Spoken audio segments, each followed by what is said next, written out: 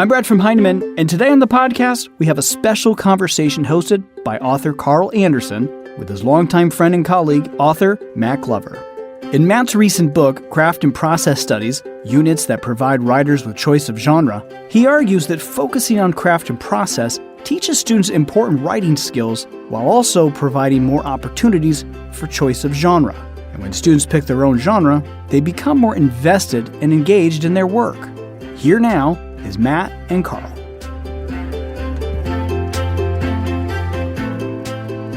Matt, it is so exciting for me to be able to have a conversation with you today about your wonderful new book, Craft and Process Studies. And before we start with the conversation about the book, I've been reflecting on our relationship, and I think I've known you now for almost 15 years. We got to know each other in your old school district in Ohio, Lakota School District, where you and your colleagues would bring me, Katie Ray, Georgia Hurd, Ralph Fletcher, Lester Lamanek in each summer. It seemed like for many years for an institute for hundreds of teachers, which was wonderful. We've met at many conferences since then, since you become a Heinemann author and consultant. I know we've presented at NCTE together. We presented at the NISA conference in Istanbul. And it's always so wonderful to see you and learn from you. And of course, I've been encountering you so many times in the wonderful books that you've read over the years. And I was thinking about this morning, just how many books you've written over the last decade. I mean, Already Ready in 2008 with Katie Wood Ray about nurturing kindergarten pre-K writers, engaging young writers in 2009, entry points for young writers into becoming writers. You wrote the wonderful Projecting Possibilities for Writers in 2012 about designing unit of studies. And I am reading with Kathy Collins in 2015 on supporting young children's reading. And this brand new book, Craft and Process Studies. So we've been so lucky to just get all your wonderful thinking. And so yeah, it's funny to think back. That's been about 15 years or so. Yeah. That was a long time ago at Lakota. And it's, so much has changed since then too, because at that point I was just starting to figure things out around conferring and writing workshop and thinking things through, and learned so much from you and the other people at that institute. So I've been, it's kind of bizarre to be talking with you today like this. Because I think back to how much I've learned from you over the years and where I was 15 years ago compared to now. So it's nice to just have a chance to be able to talk like this as colleagues, which is different than it was 15 years ago. Well, thank you. I mean, I've continued to learn and grow too. And a lot of that has come from talking to you, hearing you speak, and from reading your wonderful books. So let's zoom in on craft and process studies. And mainly what I want to talk about today is I think the book has so many interesting implications for conferring. But I would like you to just talk a little bit first about what motivated you to write this book, and what need do you think this book addresses, Matt? Really, the driving force behind it is an issue of engagement, and it really being interested in how we support student engagement, and increasingly becoming concerned about students who might be less engaged writers. And one of the things that certainly impacts that is choice of topic. When children have meaningful topics will impact that, and choice of genre as well. And increasingly, I work in schools where children have no choice of genre. It's just not at all uncommon for me now to be in a school where every unit of study from kindergarten through the end of sixth grade is a genre study, and children never choose genre. And we know so much about how having a genre that you really care about impacts children's engagement, and not just for less confident writers or reluctant writers, but for all writers. Having a genre you care about impacts engagement. All children don't have the same level of energy for the same genre. And so whenever we're choosing a genre, somebody's going to be less engaged. And I always have to be careful in talking about that, because it's not an anti-genre stance. I love genre studies. It's just that it's not the only thing we should be studying. Right. And I in no way took from your book that it was anti-genre study. I also love genre studies and find inquiry into particular genres to be very exciting. But I do think you make a really important point about student engagement, and that when every study is a genre study, there are always some kids that seem left out and aren't as motivated to write because they don't have that choice. So, as I read the book, Matt, I kept thinking about how all these wonderful units of study in which students can choose the genres in which they write, which is what the book is all about, it has so many implications for conferring. And I think the very first implication is that in conferences, when we're not in a genre study, when we're in a study where kids can choose their own genre, we start conferences not necessarily knowing what genre kids are writing in. And I think that's a really interesting thing to think about. And I remember watching you do a writing conference in the school we were both working in Indiana years ago. And I remember the question that you asked over and over again to kids, so striking to me. The question was, what are you making? And I'd like you to unpack that question a little bit and why you think it's such an important question to ask. Yeah, well, what's interesting about that question is you can only ask it if you're in a study other than a genre study. I mean, we don't ask children who are in a how-to unit, what are they making? Right, because we know what they should be making. We may ask if clear they're not, but it's even being able to ask that question would imply that children have choice of genre. So that makes that question significant right off the bat. And it really gets at that word making, really gets at what's this thing that you're creating. If we even care about children understanding genre, one of the ways to do that is when they choose genres and they have to articulate, here's what I'm making today. Here's the genre I'm writing. And that thinking is very different than when a genre is assigned. And so that question implies so much about children's ownership and decision-making that you have when you have control over what are you actually creating. Yeah. It is interesting to think about when kids get to choose their own genre, they get to learn so many things.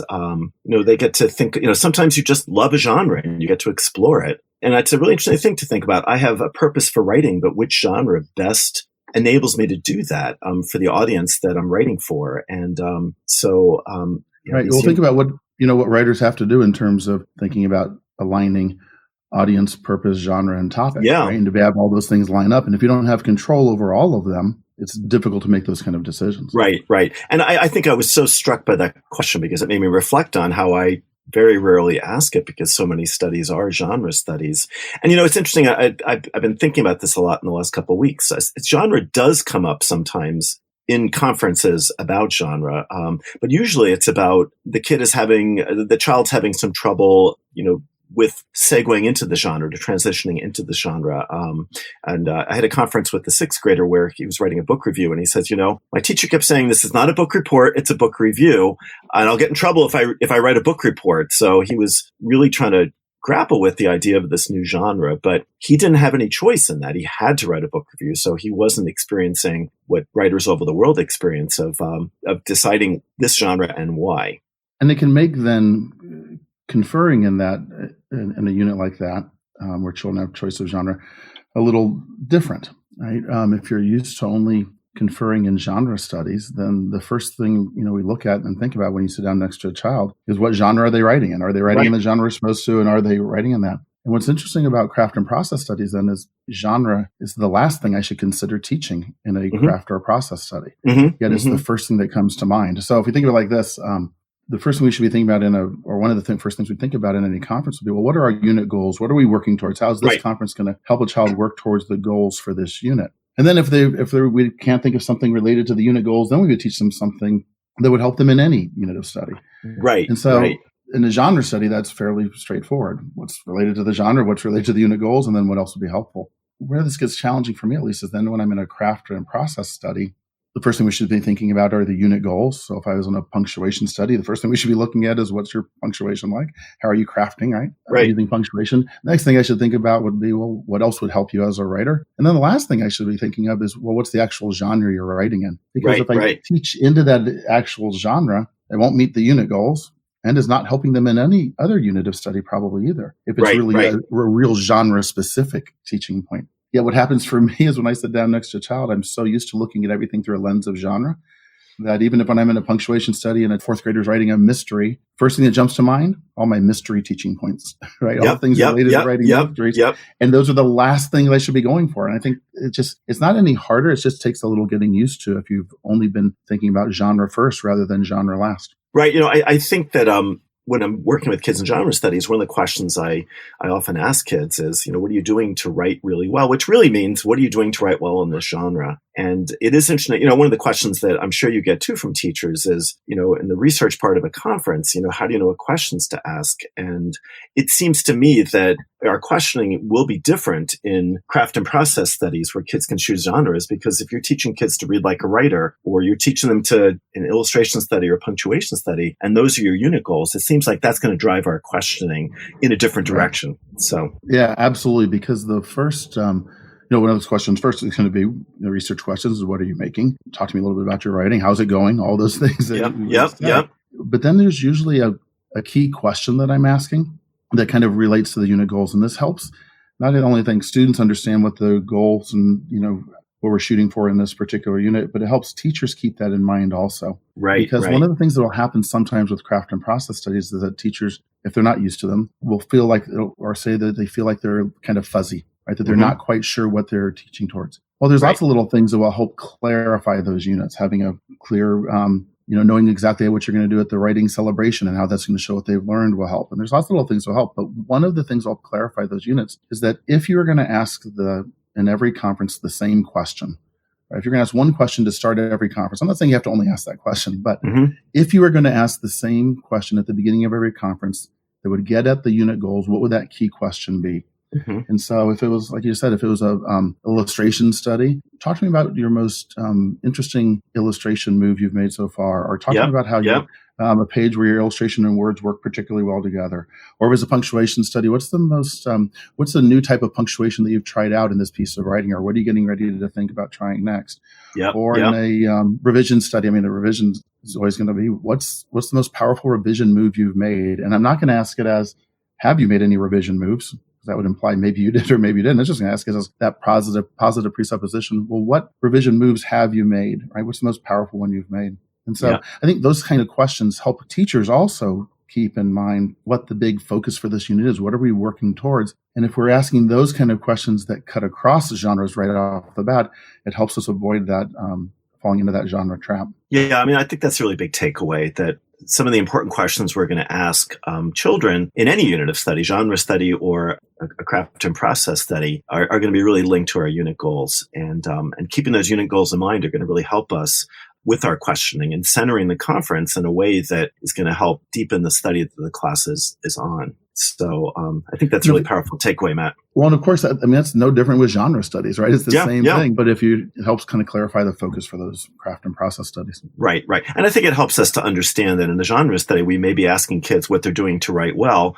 I don't think we always realize we're doing that because it is a genre study. And we are hoping that kids are going to learn to write well in the particular genre we're studying. So that question really is tied to unit goals as well. So anyway, let's think about something else too here. And let's think about mentor text, which I'm sure you get the same question from teachers in your work too, as teachers are always wanting to know where to find good mentor text. And, in a genre study, it's challenging even to find text in that genre that are appropriate for, to show kids, with that genre, how that genre goes. But, I'm wondering, in general, when you're building your stack of mentor texts for a craft and process studies, what are some of the challenges that, what's different about finding a mentor text in those kinds of studies? Yeah.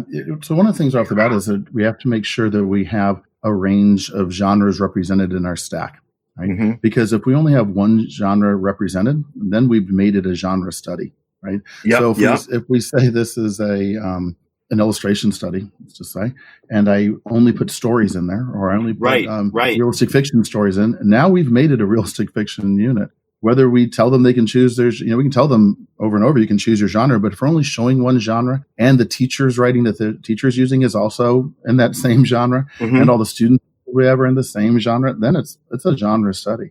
One of the tips would be that we need to make sure we have more than one genre represented in our stack. But what also makes it easy is that it doesn't matter which genres we have, because teachers will often say, oh my gosh, I have 8 different genres going on in my class right now. How am I going to get 8 different stacks of text for all these different students? And do I have to have 8 samples of my own writing? And actually, you don't have to have any of the genres children are writing in, because we're not teaching into the genre. Right. Thinking about it from a conferring standpoint, when we have text that we're using in conferences, when I sit down next to a child, let's say I had 2 published mentor texts with me, and the child's writing in a different genre, that shouldn't matter at all, because I don't need the genre. If I'm teaching something about illustration or punctuation or whatever it is, I don't need the same genre. And in fact, here's where it really gets interesting. Often, when I have a child who's writing in, let's say, realistic fiction, and I have a realistic fiction story with me, and I have an informational all about book with me.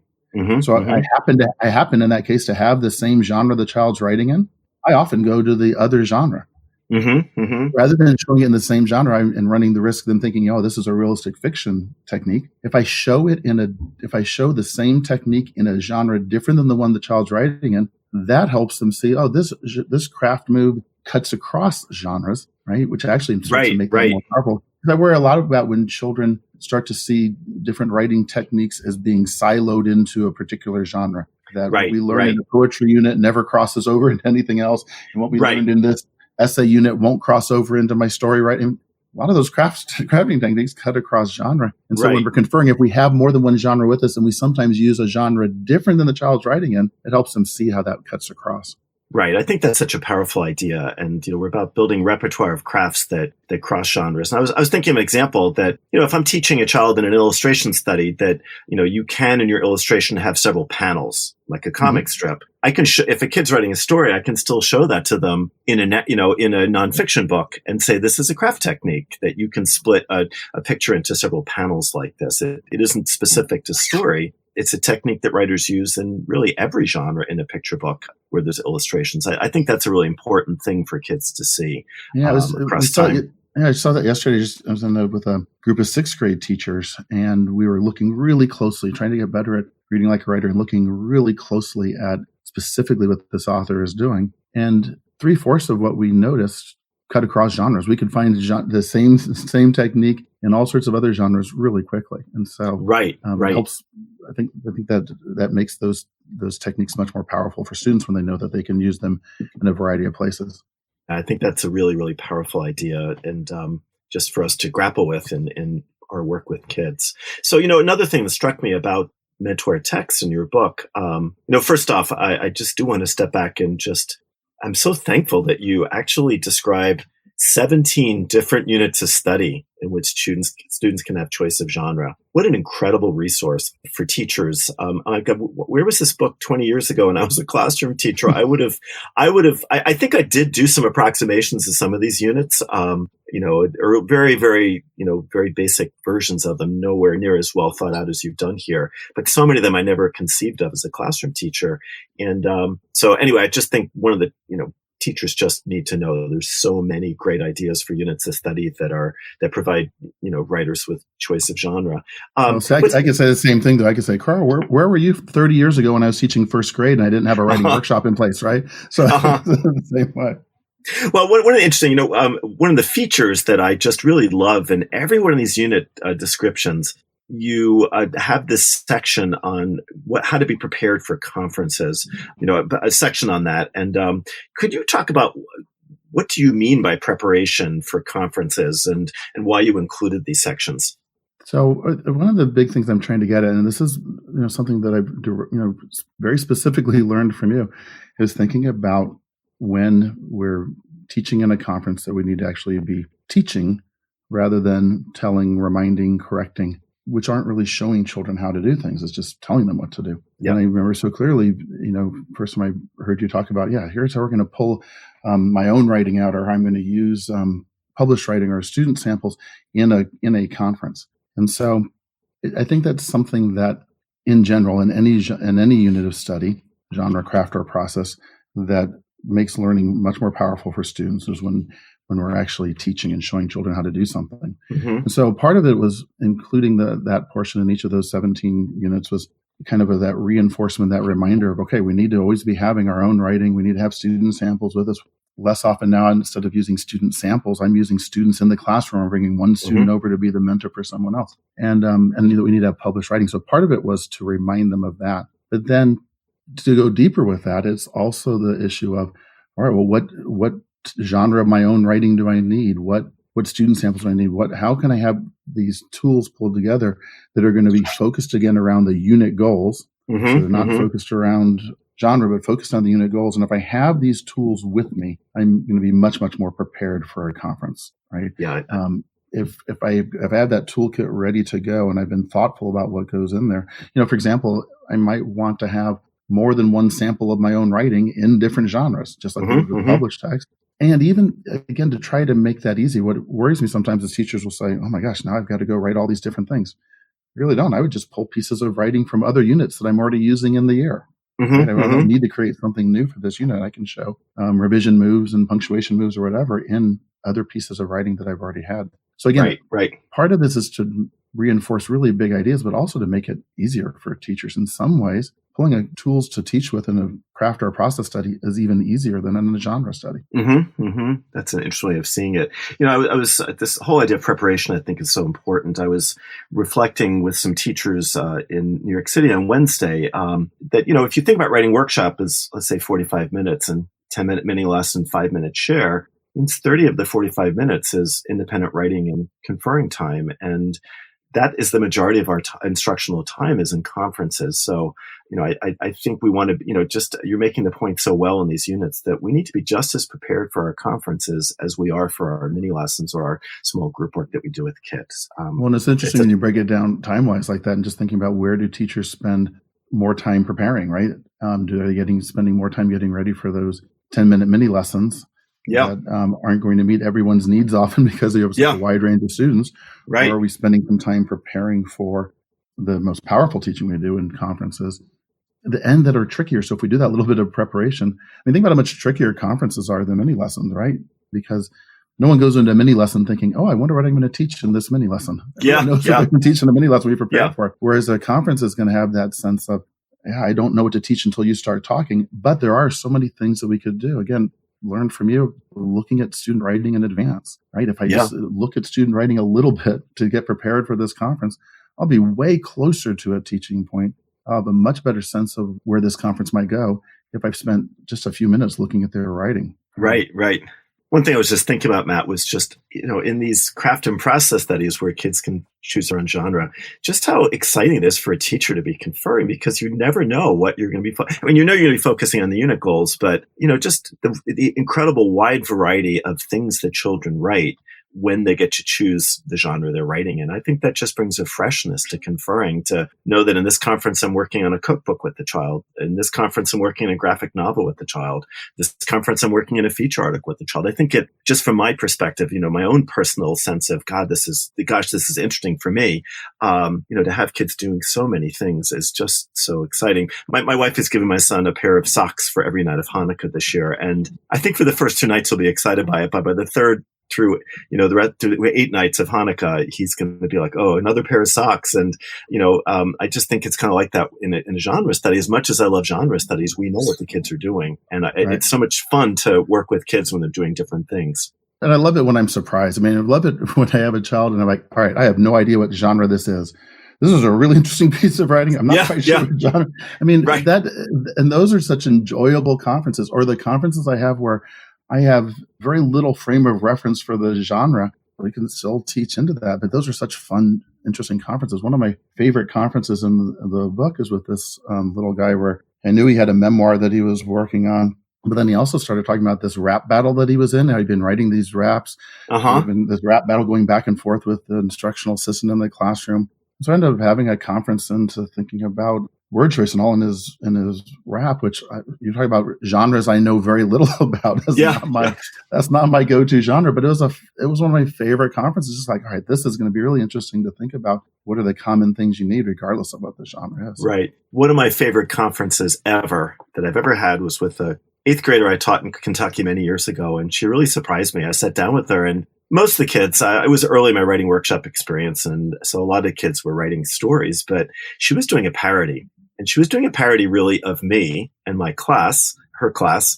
And she did it by just having the Beatles, Paul McCartney, have a writing conference with John Lennon. And it was utterly a roasting of me and my teaching and writing workshop, just in only the way an 8th grader can do. But it was just such a wonderful surprise to encounter a child who had found a genre that was really interesting to write in, for her to accomplish an important purpose, to just kind of needle her 8th grade teacher a little bit. So anyway, I think what that does too in opening up possibilities for children. What's nice about this is that may have been the first parody she ever had written, right? You don't have to know very much about a genre to be able to go try it out. I see students all the time who are writing in genres that they're really engaged in, that they have never really had like I said, this child was writing this movie script.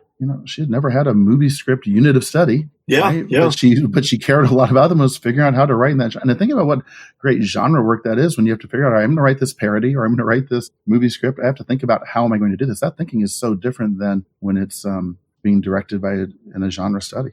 Yeah, it's fascinating, isn't it?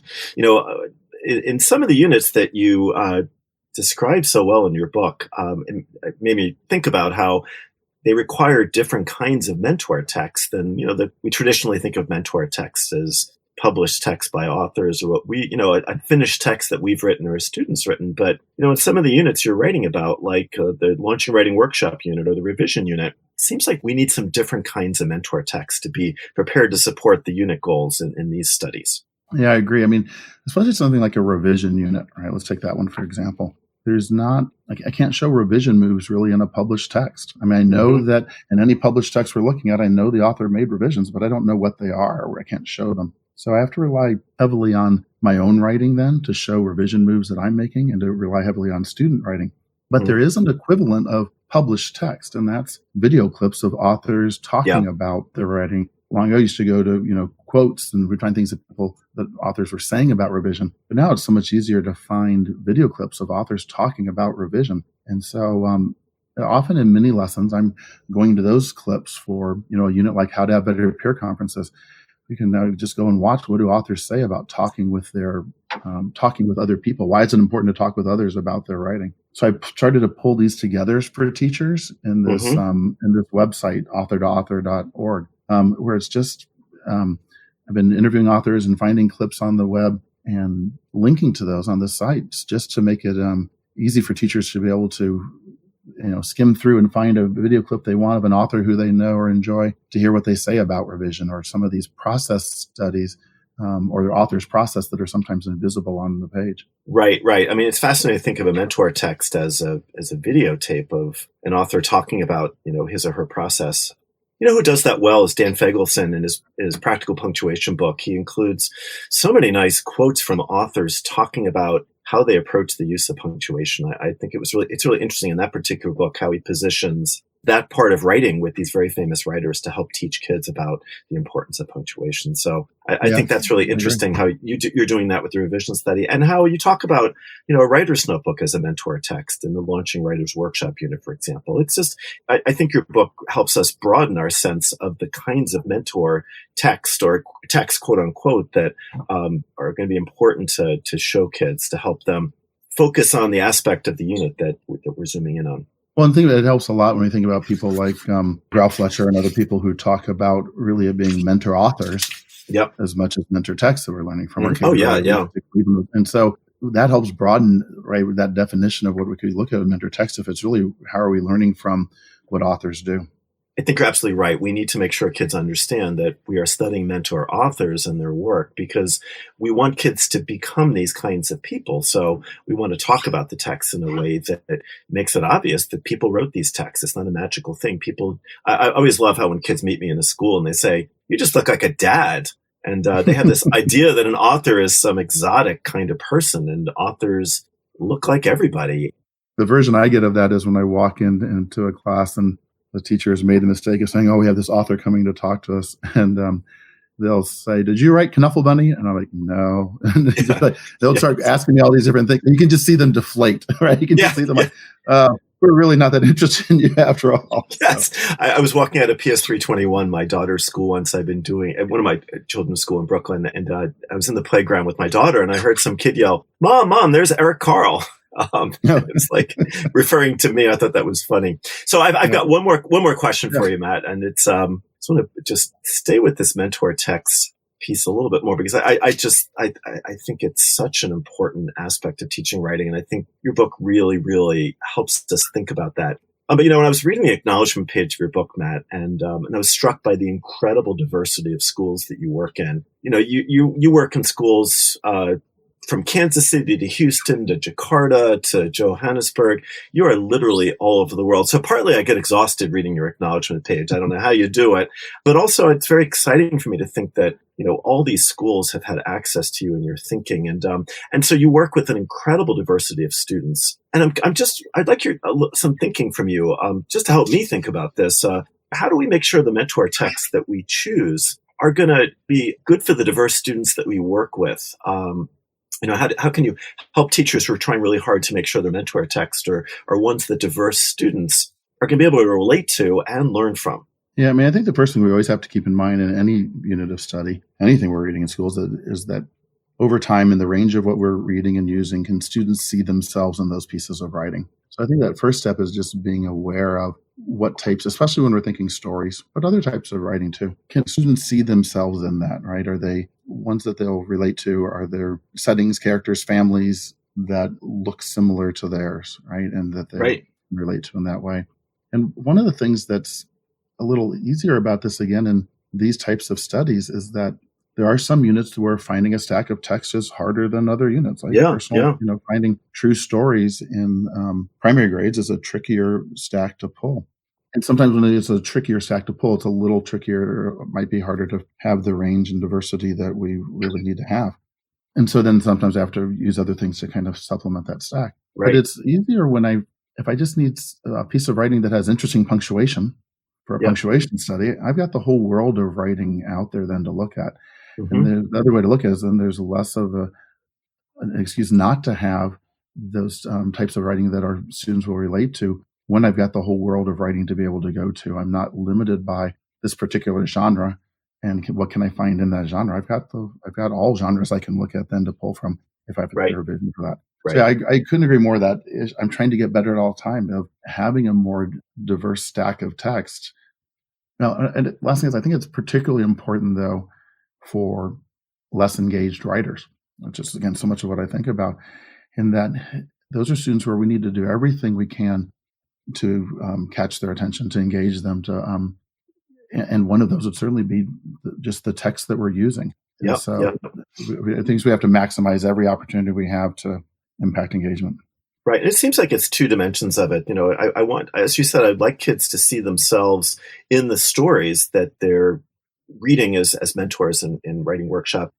I'd also like to see them reflected in the authors too. I'd like that we have a diverse set of authors, not just for narrative, but for nonfiction, for opinion and argument writing, or all the kinds of writing that kids can do, where we can do that, because I want kids to be able to say, people like me write these kinds of things. I think that's something that I'm trying to think more and more about and get better at, in that dimension of it too. Well, it ties right back into what you were saying a second ago about, thinking about mentor authors, right? In that there are times where, people will read writing to children and not talk about who the author is or show a photograph, right? I'm trying to get better at making sure that in the back of every book I have a photograph of the author, so that the students are seeing what these people look like, not just in terms of characters, but in terms of who's writing this, right? Or to make sure I'm reading authors' notes or finding little bits of background about authors. Because if we just mention the author's name, often students we're missing an opportunity to go a little bit deeper with that. Yeah. So Matt, gosh, it's been such a privilege to talk to you about your book. I mean, it is, this morning, it is my hope that your book is just read far and wide. I think, in all the things you talked about today, just, the word engagement is something that just weaves throughout all of your books. And I think that your book is making such an important, contribution and just helping us think about this important way of engaging writers to give them more choice of genre in studies. But I just hope that so many people read your book, because not everyone can have you come to their school. Although it does seem like you're in most schools in the world, not everyone can have you. And I'm just so grateful that you took the time to write this new book. It is marvelous. It is important. It's one of the most important books I've read recently about teaching writing, and I just hope it's read far and wide. Well, that means a tremendous amount coming from you, who I've learned so much from. So I really appreciate that. It's been great talking to you, Matt. Thank you so much. It's so much fun. Our thanks to Matt and Carl for their time today. You can find Matt on Twitter @MattGlover123. You can find Carl on Twitter @ConferringCarl, all one word. Craft and Process Studies is available now from Heinemann.com. Learn more and download a sample chapter at blog.heinemann.com. As always, thanks for listening.